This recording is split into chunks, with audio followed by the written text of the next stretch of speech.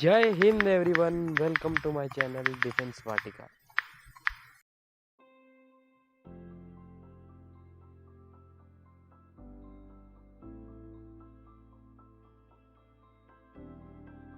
आपको वही मिलता है जो आप डिजर्व करते हो। प्रेजेंट करती तो वो हमको रिप्रेजेंट कर रही होती। उनकी हार हमारी हार होती, उनकी जीत भी हमको ऐसा लगता हम जीत गए। अगर वो जीतते, वो सक्सेसफुल होते, तो कोई कहीं पे भी हो, फुटबॉल में हो, हॉकी में हो, क्रिकेट में हो, बॉक्सिंग में हो, ओलंपिक्स में हो, कहीं पे भी जब कोई इंडियन जीतता है तो हम सबको ऐसा फील होता है कि यार ये अचीवमेंट सिर्फ उसका नहीं, ये हमारा अचीवमेंट है। और ये सच भी है, ये गलत बात नहीं है, ये बात सच भी है। आज भी जब मैं यहाँ पे आया था तो ऑफिस में इस बात के ऊपर डिस्कशन हो रहा था कि अरे हम हार गए हार गए। तो राहुल परमार सर भी बैठे हुए थे, तो उनके साथ में डिस्कस कर रहा था। तो मैंने उनको एक बात बोली, मतलब देखो ऐसा है परमार सर कि कोई भी टीम जब जीतती है तो वाकई में वो सिर्फ वो टीम नहीं जीतती है, उस टीम के पीछे जो एक पूरा सिस्टम होता है वो सिस्टम की जीत होती है। और अगर कोई टीम हारती है तो वो टीम, सिर्फ वो टीम नहीं हारती, उसके पीछे जो एक बहुत बड़ा सिस्टम होता है वो सिस्टम की हार होती है। और ये सच बात है। देखो एक और चीज़, एक और बिटर रियलिटी है, कड़वा सच है ये, जो आपके ऊपर, मेरे ऊपर, टीम इंडिया के ऊपर, ऑस्ट्रेलिया के ऊपर, सबके ऊपर लागू होता है। और वो सच ये है, डिजर्व, आपको वही मिलता है जो आप डिजर्व करते हो। ये एक ऐसी बात है जिसको मैं बहुत स्ट्रांगली मानता हूँ। मतलब मैं कभी भी कंप्लेन नहीं कर सकता हूँ कि यार मुझे ये नहीं मिला, या मुझे वो नहीं मिला, या मेरे पास ये पोजीशन नहीं है, या मेरे पास वो अचीवमेंट नहीं है। अगर मेरे पास कोई अचीवमेंट नहीं है, मतलब मैं उसको डिजर्व नहीं करता था। मैं उसको सच में डिजर्व नहीं करता था। कुछ ना कुछ कमी मेरे अंदर थी जो मुझे वो अचीवमेंट नहीं मिला है। मैं ये नहीं कह रहा हूँ कि टीम इंडिया के अंदर कोई कमी थी, पर कुछ ना कुछ तो था। जो ऑस्ट्रेलिया के अंदर बेहतर था, हमारे अंदर अच्छा नहीं था। और मैं आपको एक एग्जाम्पल देता हूँ यहाँ पे, क्योंकि आप सब लोग बहुत दुखी हो, तो मैं यहाँ से शुरू कर रहा हूँ इस चीज़ को। आप एक चीज़ नोट करना, आप एक चीज़ नोट करना कि ऑस्ट्रेलिया ऑस्ट्रेलिया ने ऑस्ट्रेलिया जहाँ पर पार्टिसिपेट करती है वहाँ पे सक्सेसफुल होती है।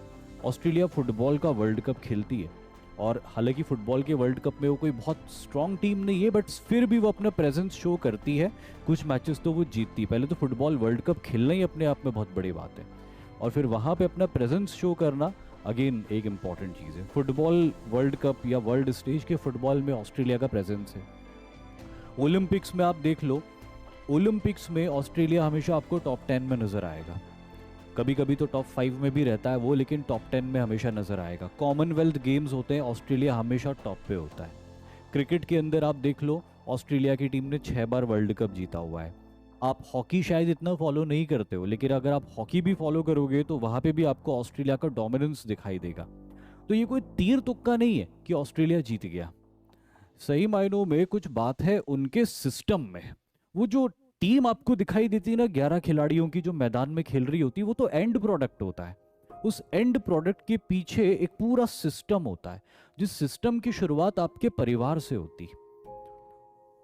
जो उस सिस्टम की शुरुआत आपके परिवार से होती है। एक बच्चा जब बड़ा हो रहा होता है, जब ग्रो हो रहा होता है, तब उसको किस तरह की तरबियत मिल रही, किस तरह की ट्रेनिंग मिल रही है, उसके पेरेंट्स उसको किस तरह की बातें सिखा रहे, किस तरह का फूड वो खा रहा है, किस तरह की ट्रेनिंग वो कर रहा है, ये सब कुछ उसको एक इंडिविजुअल के रूप में डेवलप करते हैं। वो कितना स्ट्रांग होगा या कितना वीक होगा, ये वहीं से तय हो जाता है जहां से उसके परिवार की अपब्रिंगिंग शुरू होती है उसके लिए। ऑस्ट्रेलिया के अंदर सिस्टम ऐसा है। अब अगर आप में से कोई लोग ऑस्ट्रेलिया के बारे में जानते हो या ऑस्ट्रेलिया के कल्चर के बारे में जानते हो, तो आपको ये बात पता होगी। और जिनको नहीं पता है, मैं आपको बताता हूँ।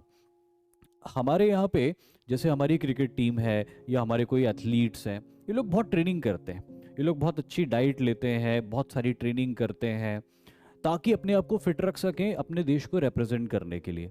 लेकिन मैं आपको ऑस्ट्रेलिया के बारे में बताता हूँ। ऑस्ट्रेलिया के अंदर एक ऑर्डिनरी इंडिविजुअल, जिसको किसी हॉकी, क्रिकेट टीम में या फुटबॉल टीम में या ओलंपिक्स में नहीं जाना, वो भी अपनी फिटनेस के ऊपर बहुत वर्क करता है। ऑस्ट्रेलिया के अंदर कल्चर है फिटनेस का, ऑस्ट्रेलिया के अंदर कल्चर है एथलेटिसिज्म का। जितना हमारे यहाँ का एक ऑर्डिनरी एथलीट ट्रेन करता है ना, उतना ऑस्ट्रेलिया का हर इंडिविजुअल ट्रेन करता है, चाहे वो स्पोर्ट्स में हो या नहीं हो। इसीलिए उस सिस्टम के लोग जब स्पोर्ट्स में आते हैं, तब आप समझ सकते हो कि जो आदमी ऑर्डिनरीली बहुत ज्यादा ट्रेनिंग कर रहा है, बहुत प्रैक्टिस कर रहा है चीजों की, अपने आप को फिजिकली और मेंटली स्ट्रांग बना के बैठा हुआ है, जब वो स्पोर्ट्स में आएगा, कॉम्पिटिटिव स्पोर्ट्स में आएगा, तो वो और मेहनत करेगा, तो ऑब्वियसली वो आगे निकलेगा ना यार, वो आगे निकलेगा उन कंट्रीज के। अब हमारे कंट्रीज में क्या होता है, हमारी कंट्रीज में अगर तुम स्पोर्ट्स में हो या तुम्हें एनडीए सीडीएस टाइप की एग्जाम्स देनी है तो तुम अपनी फिजिकल फिटनेस के ऊपर वर्क करते हो, लेकिन अदरवाइज आप खुद ईमानदारी से देखो कि हमारे देश के अंदर कितने लोग अपनी फिजिकल फिटनेस को लेके सजग होते हैं। 30 साल की उम्र को पार करने के बाद में 80% इंडियंस ऐसे होते हैं जो कोई वर्कआउट नहीं करते। 30 साल की उम्र पार करने के बाद में 80% इंडियंस ऐसे होते हैं जिन्होंने कभी जिंदगी में 30 साल के बाद 100 मीटर की स्प्रिंट नहीं लगाई हुई होती। लेकिन ऑस्ट्रेलिया में ऐसा नहीं होता। ऑस्ट्रेलिया में they are very aware about their physical fitness. तो वो जो माइंड सेट है ऑस्ट्रेलिया का, जो उनके कल्चर में है, वहां से जब चीजें निकल के आगे बढ़ के आती कॉम्पिटिटिव स्पोर्ट्स में, तो वो एक अलग स्टैंडर्ड पे जाते हैं। ये कोई तुक्का नहीं होता है कि कोई कंट्री ने 6-6 बार वर्ल्ड कप जीता हुआ है। 1-2 बार वर्ल्ड कप जीत लिया तो ठीक है, तुक्का मान सकते हैं अपन कि ठीक है, 1 बार वर्ल्ड कप जीत गए, चलो 2 बार जीत गए वर्ल्ड कप। लेकिन एक के बाद एक 6 बार वर्ल्ड कप जीतना कोई कोइंसिडेंस की बात नहीं हो सकती। हमको रिस्पेक्ट करना होगा उस सिस्टम का जो ऑस्ट्रेलिया ने डेवलप करके रखा है अपने यहाँ पे, जिसका नतीजा है कि उनके इतने बेहतरीन खिलाड़ी निकल के आते हैं कॉम्पिटिटिव स्पोर्ट्स में कि वो अपने ओपोनेंट्स के ऊपर हमेशा क्रूशियल टाइम पे भारी पड़ते हैं। और मैं ये नहीं कह रहा हूँ कि इंडिया का सिस्टम खराब है, इंडिया भी रनर अप रहा, और उसके अलावा भी इंडिया ने टूर्नामेंट को बहुत अच्छे से खेला। उसके पहले एशिया कप भी जीता इंडिया ने।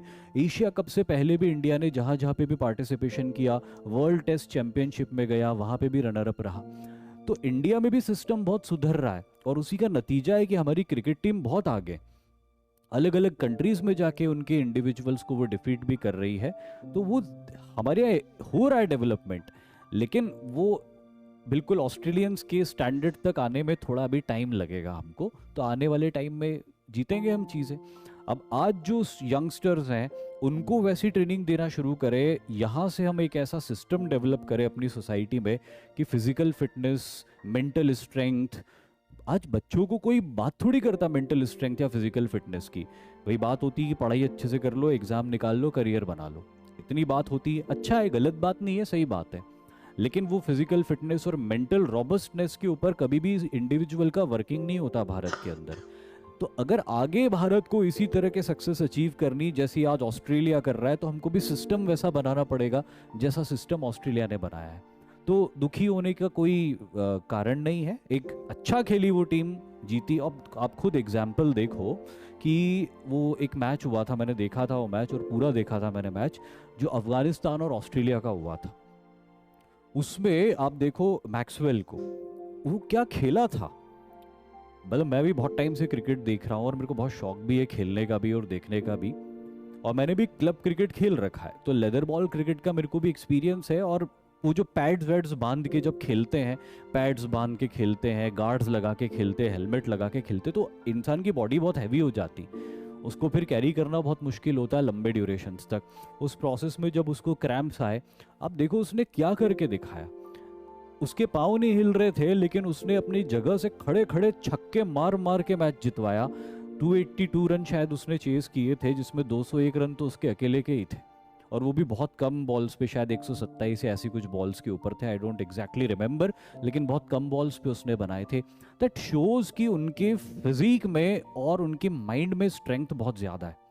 ये हमको एक्सेप्ट करना पड़ेगा कि फिजिकली वो, आप जिगरा देखो कि टांग काम नहीं कर रही, लेकिन उसने बोला मैं छोड़ूंगा नहीं, मैं हाथों के दम से इधर उधर बॉल को मार के इधर प्लेस करूंगा, उधर प्लेस करूंगा, जहां गैप होंगे वहीं मारूंगा। और विल पावर देखो, विल पावर किसी में भी हो सकती है, लेकिन उस विल पावर को बैक करने के लिए बॉडी आपकी रिस्पॉन्ड करनी चाहिए, माइंड आपका रिस्पॉन्ड करना चाहिए। वो किया उसने। कल ट्रेविस हेड भी जब खेला तो पूरी तरह फिट नहीं था, 100% फिट नहीं था, लेकिन वो खेला। तो दिस इज मेंटल रॉबस्टनेस। और शारीरिक रूप से जो तकलीफ हो रही है उसको एंड्योर करके, उसको सहन करके, उसके परे जाके खेलना। इसीलिए मैं बोलता हूं कि जिसको जो मिलता है वो डिजर्व करता है उसको। अगर हमें कुछ नहीं मिला तो सच में हम डिजर्व नहीं करते थे। उदास होने की बजाय हमको ये सोचना चाहिए कि हम कहाँ पे कम रह गए, कहाँ पे कमी आ गई हमारे अंदर, जिसकी वजह से हम डिजर्व नहीं कर पाए उस चीज को। है ना। अब बहुत सारे लोग बोल रहे कि भाई हमने पहले बैटिंग करी, पिच खराब था, दूसरे एंड पे पिच अच्छा हो गया दूसरे इनिंग में, तो ठीक है, this is a part of game. अगर टॉस आप जीतते तो वही हालत उनकी होती, तो टॉस जीतना तो एक कोइंसिडेंस की बात होती। टॉस का कोई स्किल तो हो नहीं सकता कि भाई टॉस की ट्रेनिंग दी जाए कैप्टन को कि भाई सिक्का ऐसे उछालो कि जो तुम चाहते हो वही आए, कि अगर साइड वाले ने बोल दिया टेल्स तो सिक्का ऐसे उछालो कि हेड आए। इसकी ट्रेनिंग तो कोई किसी को आज तक दे ही नहीं सकता। तो वो it is a part of game. लेकिन जब गेम खेला जाता है और अगर आप डिफ़िकल्ट सिचुएशन में हो तो वहाँ से जीतना फिर वो आपकी स्किल्स और आपके मेंटल रॉबस्टनेस के ऊपर डिपेंड करता है। अफगानिस्तान के अगेंस्ट जब 97 रन्स के ऊपर ऑस्ट्रेलिया के 7 विकेट हो गए थे और उनको 282 रन्स बनाने थे, तब तो सिचुएशन पूरी तरह ऑस्ट्रेलिया के अगेंस्ट हो गई थी। बट खेला ना मैक्सवेल, क्योंकि मेंटल स्ट्रेंथ थी, फिजिकल रॉबस्टनेस थी कि अपने दर्द को भी सहन करके वो खेलता रहा। कोई और दूसरा ऑर्डिनरी प्लेयर होता तो वो रिटायर हो जाता कि चलो बाद में आके बैटिंग कर लूँगा, अभी तो मैं चल भी नहीं पा रहा हूँ। तो ये कुछ है इनके अंदर ऐसी बात जिसकी वजह से वो लगातार जीतते आए हैं और डोमिनेट करते आए हैं। उस चीज़ का रिस्पेक्ट होना चाहिए। हमने भी अपने आप को बहुत इम्प्रूव किया है और हम रनर अप आए।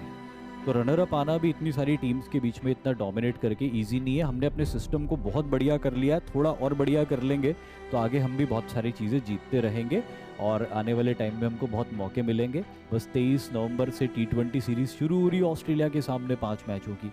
देखते हैं हमारी नई टीम कितना अच्छा स्कोर करती है और ऑस्ट्रेलिया को अगर हराते हम तो अगेन हम प्रूव कर देंगे कि अभी भी हम बढ़िया हैं, आपके बिल्कुल टक्कर में हैं। तो उदास मत हो और इस चीज़ से सबक लो कि जो ऑस्ट्रेलिया ने करके दिखाया कि पिछड़े हुए थे, 2 मैचेस का बैकलॉग लग गया था ऑस्ट्रेलिया को, लेकिन वो 2 मैचेस के बैकलॉग से निकल के ऑस्ट्रेलिया आई और उसके बाद में क्रूशल टाइम पे उसने स्कोर किया और जीत गए। ये कैरेक्टर सीखो कि शुरू में अगर आपको हार का सामना भी करना पड़ गया तो भी हिम्मत नहीं हारना, अपनी गलतियां दूर करते करते करते आप आगे बढ़ो। कल एक छोटी सी बात के साथ मैं ये स्पीच एंड करूंगा अपना भाषण। जब मैच खत्म हो गया था, मैच खत्म होने के बाद में पैट कमिंस का इंटरव्यू मैं सुन रहा था, तो उससे किसी ने पूछा, शायद प्रेजेंटर ने पूछा या किसी ने पूछा था कि जब आप शुरू में 2 मैच हार गए थे तब आपके दिमाग में क्या चल रहा था, आपने अपनी टीम को क्या कहा, ऐसा क्या किया आपने शुरू के 2 मैच हारने के बाद में कि उसके बाद आप लगातार जीतते जीतते आए और आज फाइनल में आप जीत के ट्रॉफी लेके जा रहे हो। तो पैट कमिंस ने जो कहा वो मैं आपको बताता हूँ। वो उसने इंग्लिश में कहा था, मैं आपको हिंदी में बताता हूँ। पैट कमिंस ने ये कहा कि जब 2 मैच हम हार गए थे और तीसरे मैच 2 मैच हार के जब हम बैठे हुए थे तो मैंने सारे लड़कों को इकट्ठा किया और उन सारे लड़कों को इकट्ठा करके एक बात बोली कि गाइस, हम यहाँ पे वर्ल्ड कप जीतने के लिए आए हैं और अब तक जो हो गया सो हो गया, लेकिन अब वर्ल्ड कप जीतना है तो यहाँ से आगे बढ़ना पड़ेगा। सिर्फ इतना सा उसने बोला कि गाइस, हम वर्ल्ड कप जीतने के लिए आए हैं यहाँ पे और हमको इस तरह से हारना नहीं है मैचेस। बस इतनी उसने बात बोली और उसके बाद उसको कोई बहुत लंबा चौड़ा स्पीच देने की ज़रूरत नहीं पड़ी। टीम रास्ते पे निकल गई और फिर रिजल्ट आपके सामने आया। तो एक सिस्टम होता है पीछे, उस सिस्टम का एंड प्रोडक्ट होता है वो टीम, 11 लड़कों की टीम जो जाके खेलती है और जीतती है या हारती है। तो अगर वो टीम हारी है ना तो कहीं ना कहीं पीछे वो पूरा सिस्टम हारा है। अगर वो टीम जीती है तो कहीं ना कहीं वो पूरा सिस्टम पीछे जीता है। तो यही वाली बात है।